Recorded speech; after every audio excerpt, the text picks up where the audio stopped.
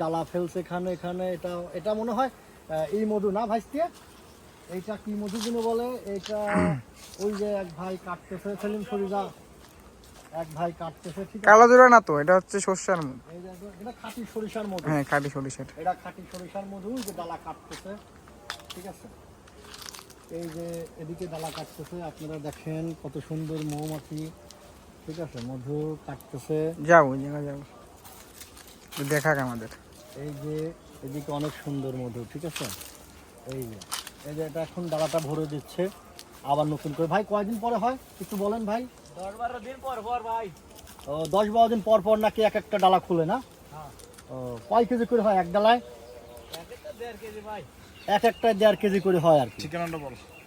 ঠিকানাটা হলো খোকসা থানা, গোপগ্রাম ইউনিয়ন, বড়ইছড়া ডাঙ্গিপাড়া গ্রাম। এই যে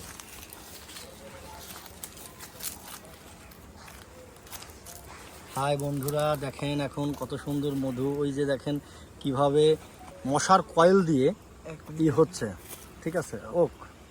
মশার কয়েল দিয়ে মধুটা সংগ্রহ করা হচ্ছে। তার মানে কি ভাই এটা দিলে কি মৌমাছি চলে যায় না?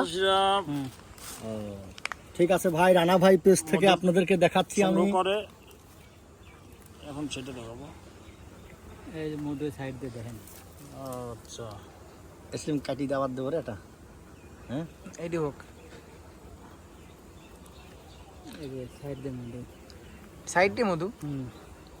ওই যে ভাই এই যে, দর্শক বিন্দু মধুটা দেখেন, ওই যে সাইড দিয়ে মধু, ওই যে এই যে আমাদের side দিয়ে মধু বড় চাষি ভাই দেখাচ্ছে। ভাই নামটা কি বলেন? আমার নাম বক্তিয়ার ভাই, বক্তিয়ার ভাই, ঠিক আছে? আমাদের বক্তিয়ার ভাই। ভাই হোম ডিস্ট্রিক্ট কোথায়? সিরাজগঞ্জ। সিরাজগঞ্জে ভাইয়ের হোম ডিস্ট্রিক্ট।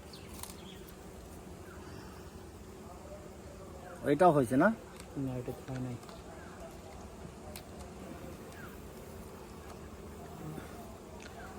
এই যে ঘাড়া দিয়ে মধু, এই যে ভাইটা কয়টা করতেছে? একবারে না?